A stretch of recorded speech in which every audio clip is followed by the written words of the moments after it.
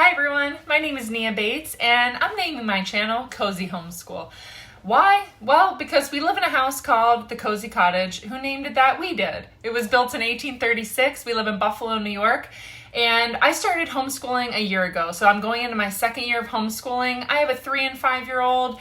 I was not planning to homeschool. So I wanted to start a channel to share some of the things that I learned, especially because I wasn't planning on homeschooling and we decided to go into it and I knew nothing about homeschooling. I had some awesome friends who were homeschoolers who, thank goodness, they helped me a lot, but I was not planning on doing this. I was a public school teacher for about 9 years and I love teaching, but I just thought, nope, never going to teach my own kids. So maybe you're there right now wondering, how am I going to do this? What is it really like? I don't want to screw up my kids too badly. So I'm just going to share what I've done. But one thing that I want everyone to remember, and wiser people than I have told me this, so I'm going to share it with you. Definitely get as much resources and ideas and constantly be trying to learn and grow. But know that everyone's homeschooling looks different because everyone's family looks different. The needs of your children and your lifestyle and where you are in the world and what your day looks like, that all looks different. So be okay with getting ideas from others and trying it, but don't feel like you have to be stuck or live there. If it's not working, try something else. And that's the beauty of homeschooling, but it also can be the overwhelming part of homeschooling because there's so much out there. So you can feel a little bit paralyzed and not sure where to start. I'm a person, I love to research. So part of why I enjoy sharing is because I love researching and I love seeing everything out there. And once I feel like I've seen so much, then I feel like I can make a better informed decision about what to go with. I also understand that because I'm going into my second year homeschooling, I am not an expert on this. So I'm also telling you that straight up front. I'm still in the infancy stage of this.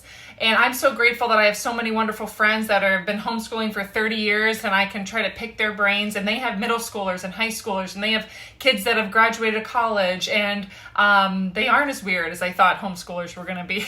So forgive me. Of course, I had all the stereotypes. What about socialization? Are they going to be weird? Are they going to be smart? Are they going to be able to just play sports and have these normalcies that I had going through public school?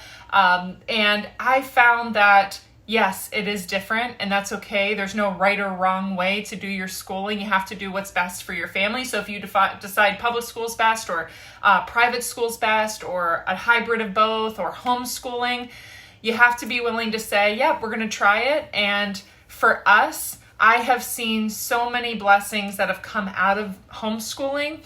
It has been challenging, but with anything, you're going to have challenges. With anything that you choose in the education world, there are going to be challenges. Nothing is perfect. And so you're going to have really awesome, amazing days. You're like, whoo, I got this. And then the next day, you're going to have a total fail.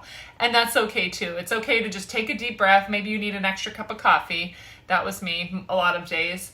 And just say, you know what, if we can just get a little bit out of this day, I'm okay with that. One quote that somebody said to me in this whole experience, and I thought, yes, that's how I'm feeling, is they shared with me that they have less free time for themselves, but they feel more free. And I felt like that was really true for me, that in this homeschooling experience, in this journey that I went through this past year, I did have less free time for me. Life just looked differently. And I'm a person that I can't be home 24 hours a day, 7 days a week. I know that about myself. And I feel comfortable and confident enough to say that is me, and that's okay. And I know that there's a lot of other moms out there and dads who just say, you know what, I'd like to homeschool, but I can't be with my kids all the time or we're going to kill each other. Okay.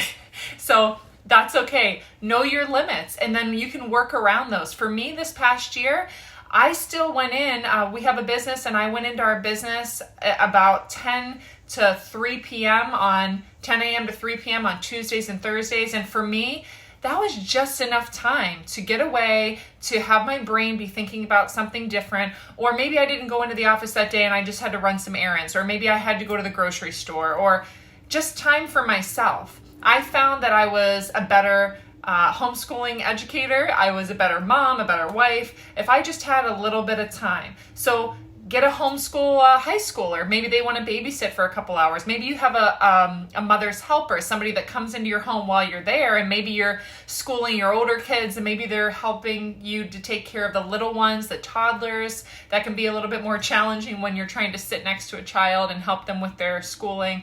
So there's so many different ways that this can look like. And for me, I was not home all day, every day. There was times that I had a babysitter or somebody to come in so I could have some time for myself. For me, that was very important. So again, I don't want you to think that it's in your home 7 days a week. We were the family that was out a lot. And when COVID hit this past year, that was really hard for our kids. They're both extroverts. I'm an extrovert. I like being out. We were hardly home. We would always be at the zoo, at the science center, at co-ops. We were just out exploring and going places. So it was also a big adjustment for us to be home with not as much to do outside. So that was hard, and we're hoping that it doesn't quite look the same like that this year, that we can do a little bit more. But we're also coming up with some different ways to stay sane if we do have to be home more, unfortunately. So like I mentioned, I was not planning on homeschooling. We had some things that came up that we felt were best for our family. It was kind of last minute, some changes that happened, and we felt that for our kids who were 2 and 4, at the time, 4 turning 5 was our oldest, that the best thing was for us to try homeschooling. And I didn't have a lot of time to prepare at all. Thankfully, a friend invited me to a homeschool conference. It was in Rochester, New York, and it was a homeschool convention. I had a chance to hear a lot of amazing speakers, and that was my first experience, and I was super overwhelmed. And I went into the like the market expo where all the vendors are set up, and I just gasped. I stood there and I didn't know where to begin. And my friend said, just take a deep breath, walk around, just look at things, touch things. Don't feel like you have to commit to anything or pick things. There's so much out there. Just soak it in. And so that's what I did. And I was so grateful. And I heard a lot of things in those mini sessions that I was a part of that actually changed. I started out doing homeschool out of obedience. I did not feel called to homeschooling. I will just tell you that up front. I did not feel called to homeschooling. I didn't feel like we were going to be a homeschooling family. I was not a homeschool mom. Like, none of that appealed to me. And I felt at the time, my husband and I felt that it was best for our family last summer, given some circumstances. And I really kind of went into it kicking and screaming in a way, but just feeling like I had to be obedient for what was best for our family. And it was, at the time, I really felt like it was a sacrifice for me. And maybe some of you are feeling like that. I was planning to go back to work full time. So life took a different turn, a different twist. And I really, at first, was feeling a little bitter and resentful. Maybe you're feeling like that right now. I don't know how you came into homeschooling, but for me, it was not an excited start. I was not excited. So I took a step out in obedience. And then I found that as time went on, and the more that I learned, and the more that I listened, and the more that I just observed and took things in, I found that the Lord actually changed my heart about homeschooling, that I had more of a conviction about it. And I was blown away, because if you had known me back then, and like last May, someone actually did ask me, what would be the worst thing you'd ever have to do? And I said, probably homeschool my kids. Yet here I am a year later saying, wow, there's been so many amazing things that have come out of it that I might have missed those gems if I hadn't said yes a year ago. So here we are. Keep an open mind. I don't want you to get overwhelmed. Feel free to ask me questions. I ask plenty of people questions. I'm always asking questions. And I am a person that I believe that I will never know everything that there is to know about homeschooling. I'm not going to have the most knowledge. There's plenty other people out there, I'm sure, in YouTube land that know more than me and have better advice and can articulate it better. I'm just sharing because I like to share, and maybe something from what I share could be helpful for you in getting started. So that's my motive in doing this, and I wish you all the best success. Here we go. So in the beginning, when I had to quickly pick what I was going to do for a curriculum, and I know there's so many different philosophies out there from homeschooling, right? It's the whole spectrum. There's the people that are in the unschooler camp, and then there's the people that are really following a traditional model and are trying to make it look like school. I'm kind of in the middle. I'm a bit eclectic, and after seeing all the different philosophies out there, I tried to land on something and to try it, and knowing that maybe with our kids and their learning styles or my style, I just might end up hating it. And so we shift in being okay with change. So when I first went into the conference that I went, the homeschooling conference, I looked at a bunch of different stuff. I did research. I watched a ton of YouTube videos. And I landed on a couple things, one of which was Timberdoodle. Timberdoodle for me was a huge help. I felt that I was looking at this box curriculum kit, and for me, I felt less anxious. If I looked at this box curriculum kit, it came with everything I would need for pre-K. So Lena was going into her pre-K 5 year because she has a fall birthday. So in New York State, she could have gone to kindergarten. She would have been 4, turning 5. In other states, she would have not made the cutoff. So this coming year would have been her kindergarten year anyway. We decided as a family to hold her from kindergarten because, again, we weren't planning on homeschooling. So we were just going to do pre-K 5. So I was looking for a pre-K 5 curriculum set, and I was really drawn to Timberdoodle. One, they're a family company. They've been around for a very long time. They're a multi-generational homeschooling family. They have tried a million different things, and they put together a box of their favorite stuff for homeschooling. So I really valued that somebody's kind of put the work in, and I thought it was a good place to start. Also, it's a lot of kinesthetic learning. I'm a kinesthetic learner. I'm hands-on. I like to touch. I like to feel. I also like to see, hear. I kind of like to put it all together. And for our kids, they're at that age that it was 2 and 4, 3 and 5 age, that they still are very much hands-on. And I want them to learn a lot by using their hands. And I want them to be able to learn through play and not just workbook after workbook or watching DVD after DVD. For our family, I didn't feel that was the best fit to have them watching a lot of DVDs or doing stuff on the computer yet. I know that is going to be coming as they get older. I'm sure there'll be this transition to do more online. But at this stage in their life, I want it to be a lot of hands-on learning and learning through play. So that's important to me. So we decided the Timberdoodle Kit. I kept coming back to it. I'd look at a bunch of other stuff and I'd come back to Timberdoodle. I'd look at more stuff and I'd come back to Timberdoodle. So we decided to get the Timberdoodle Kit. You're able to customize it. That's one of the things I like about Timberdoodle is that you can customize it. If you already have something like we already had Quick Sticks or Wiki Sticks or something like that, I could take it out. I didn't need to buy that again. So I customized my Elite Kit, which was the biggest package. I loved all the things that came into it. And for our family, we don't mind investing in things that have to do with their education and learning. And so I'm willing to spend a little bit more if it's good quality, if it's further learning. For me, I'd rather spend on that than a bunch of toys that they're going to use one time and then throw away. So with stuff like that, I'm okay. And now having used it for a year, I absolutely 100% believe that it is worth the price of it. So we did Timberdoodle. Also, multiple friends had told me about Classical Conversations. It's an international homeschooling curriculum and co-op community, and it's all over the world. So if you move and you go other places, there are Classical Conversations co-ops that you can be a part of. So I loved the idea of this, and I've heard good things, but one, I knew nothing about classical education. It sounded weird to me. I was like, what do you mean classical? Like classical music? Or are we going to be sitting and just listening to classical music all day? Sounds boring. So this is, again, what I thought about it, and I quickly learned that was nothing about classical education. And the more that I learned about it, the more I really have grown to love classical education, Charlotte Mason.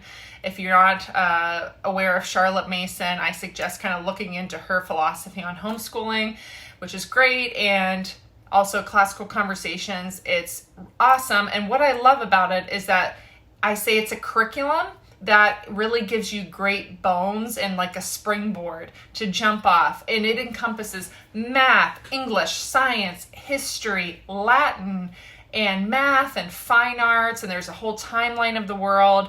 There's a lot of stuff on YouTube you can look up and learn more about classical conversations. So we decided to do that. We jumped in last minute. So it took me a couple months, again, with that to realize what in the world is classical education, what is classical conversations, what is this all about? And a couple months in is when I was really loving it. And I was seeing the progress that Lena, our daughter, was making at 4 years old, that she was already memorizing so much information and the content was so rich and so deep. And then our son, Nigel, who was only 2 at the time, from listening to the memory work and listening to Into the Car, these songs and chants, he was even remembering a lot of the songs and chants and geography and places. And it was just really cool because he was learning and I wasn't even being intentional about it. So immersion learning, it was great. So we did classical conversation. So that was a lot of our histories and science and all that. Really, I could have just done classical conversations and supplemented a little bit with language arts and supplemented a little more math. I didn't necessarily need to get the Timberdoodle Kit. Someone might be listening like, that's a lot. Yes, I understand. For me, like I said before, I love learning stuff and I have such a passion for learning that I just like to have a lot of resources. If we use them, great. If we don't, I know over the years I like to have them in my toolbox if we'd like to use them. And I'd like to give the kids many different options. So we decided, and I didn't know what to expect. I was kind of thrown into it. So I just wanted a couple different things because I didn't know what I would like. So going into it, you don't have to have Timberdoodle and anything else. Timberdoodle would be in itself an all-encompassing curriculum. Classical conversations for foundations, the younger kids, my kids' age, pretty much is all-encompassing. Also, you would just have to supplement a little bit with language arts, reading, and a little bit with math. So you can just do one or the other. I kind of have merged both. So my plan is to walk you through a reflection of this past year of what we used and things that we liked, and then give you a preview of my preschool curriculum and also Lena's kindergarten/first grade. It's hard when you're homeschooling to say what grade they are. Technically, she's going into kindergarten, but based on her academic ability and the speed in which we've been moving, she's a very fast learner, and I'm able to tailor it to her speed. So technically, she's going and doing some second grade work, but going into her kindergarten year. So it's hard to answer that question, what grade is she in? I just tell people kindergarten because that's where she is going. But based on her learning, you can go as fast as you need to or as slow as you need to with your kids. That's another benefit of homeschooling. Now that I'm a year in, again, doesn't make me an expert, but some reflections of being a year in is that I am just so thankful for this opportunity, the moments that I've had with both of our kids. And also having a strong-willed child, I really thought that there was no way homeschooling was going to work. But I wanted to encourage you that if that is you and you have one of your beautiful children that is just a little bit more difficult than another, I want to encourage you that for us, what I found is that quality time together, that extra quality time that we wouldn't have had, I found that it actually improved our relationship. And I was actually able to get to know her even better. And I know what makes her tick, and I know how she likes learning, and I know what motivates her. And it's so cool to know your child so well so that I can try to help her have the best opportunity and to be able to tailor it to her needs or her interests. Lena is a kid who loves art. She would paint and do art every single day, all day. I love that with homeschooling, we can do what we need to do, right? But then I can allow her more time for hobbies and more things that interest her. And Nigel, if he's really into dinosaurs, we can tie math into dinosaurs, and we can kind of, again, tailor it to stuff that they're into. And experiences. I'm very big on experiences over things. So I love going out and, hey, we're learning about something about rocks or something. Let's go down to the creek. Let's go touch them, feel them. Let's throw rocks into the creek. Let's skip rocks.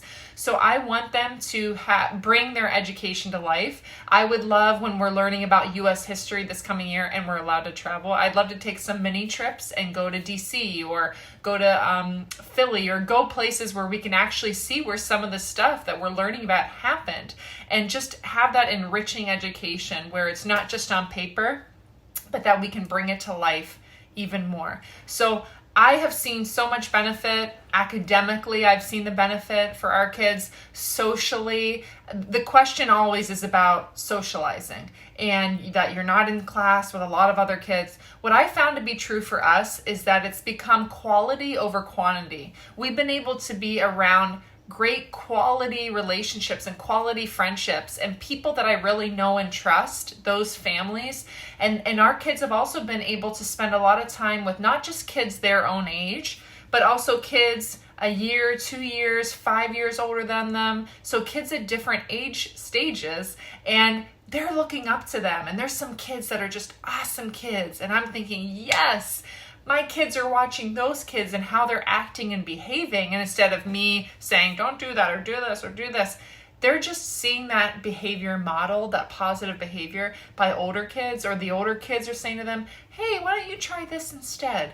And that's been so wonderful. And they're also around younger kids. They're around babies. They're around adults. They're around all the different ages. We would go in 3 times a month to Elderwood Assisted Living before COVID. And so they were spending a lot of time with older people in our community. And they're learning. We were doing art classes. Our kids would do show and tell at the assisted living. And we would foster that communication with them and to love on people that are older than us. And they would share stories from when they were growing up, and that intergenerational learning, it's so important. And so those were unique opportunities. Great vacations. We actually went in the wintertime. We went to Florida for a month with other homeschooling families. So we had some unique opportunities that we wouldn't have if we had just been doing traditional school. And so it worked great for our family. Again, there were days that were hard. There were hard days. And in here in Buffalo, the winters could seem really long. So I know it's not going to look like what it looked like for our family. Your family is unique and you're going to have a unique experience. But I just want to encourage you that we've had some awesome things that have come from it. And I always say, make it a great day or not, the choice is yours. And I feel like that with homeschool, that the attitude that you have coming into it makes a world of a difference with your children. I know if I go into the day and I'm already miserable and I don't want to do it, guess what? It's going to transfer and they're not going to want to do it either. So I try to at least at the beginning, I kind of had to fake it until you make it. But at the beginning, I said, you know what? We're doing this. I'm going to own it. I'm going to pull up my bootstraps. I'm going to go out there. I'm going to give it my best effort. And if some days my best effort is just getting through and having an extra cup of coffee, and maybe we just do a lot of art, and maybe we just do some ABC Mouse on the tablet, that's okay. Your excitement and what you bring into it, and I want them to be lifelong learners, and my husband as well. And that's the other cool benefit of this, is that we've seen that it puts such an emphasis on lifelong learning, not just go to school, learn it, leave, forget about it, but that we should always be learning, we should always be growing. And even as an adult, I never want to stop learning. So in closing, I want to encourage you that if you're starting homeschool and it has been a very turbulent way to come into homeschooling, I'm sorry. I know that this is not the ideal scenario. It's been very concerning for everyone involved. There's so much uncertainty, but I just want to encourage you that what I've learned along the way is that faith is so important to me, and that knowing that even though we're in unknown times, that there is a known God that loves us, who cares for us, who's going to help equip us and meet us where we are, and we don't have to have it all figured out. He's going to help us along the way. And also, if you have some people around you in a homeschooling community, some others that you can just say, hey, I need help. What do I do? Can you explain here? Or get a couple other families so that your kids can get together and do science experiments together or art together, and just find a way to build your own little community and do it together, because I believe we should be in community. We shouldn't just be isolated. But I want to encourage you, if this person who is a public school teacher, who is flying the flag that this is the only way to school, has now come complete 180, and I went from having a small space in our dining room and trying to figure out where to homeschool to now closing off our back porch to make it a homeschool room. Okay, people, see all this? This has just happened this past year, and what a transformation. And I never thought I would be here. I'm so thankful that I'm here, and I know that life can change so quickly. And again, if you just put your yes on the table to what you feel is the best decision for your family, then I believe that you're not going to be alone. You don't have to fear. You can do this. And I think your kids are going to really enjoy it as well. And if anything, I'll try to share as much as I can with you to get you started, at least just to know where to jump off from. And then I can't wait to see what you're going to come up with in your own homeschooling journey. So this was a little bit about how I got here today, a little bit more about me. My name is Nia. This is Cozy Homeschool. I'm in the Cozy Cottage Schoolhouse is what we named our room. And if you have any other questions, put them down in the comments below, and make sure to subscribe to my channel, Cozy Homeschool. And I'll be putting more videos out about curriculum and homeschool rooms and things that I like and sharing where I bought them. I hope this video has brought value to you and your family. I can't wait to see what kind of homeschool journey that you have. I know that you can do it. And remember, tomorrow is a new day, so make it a great day or not. The choice is yours. Bye.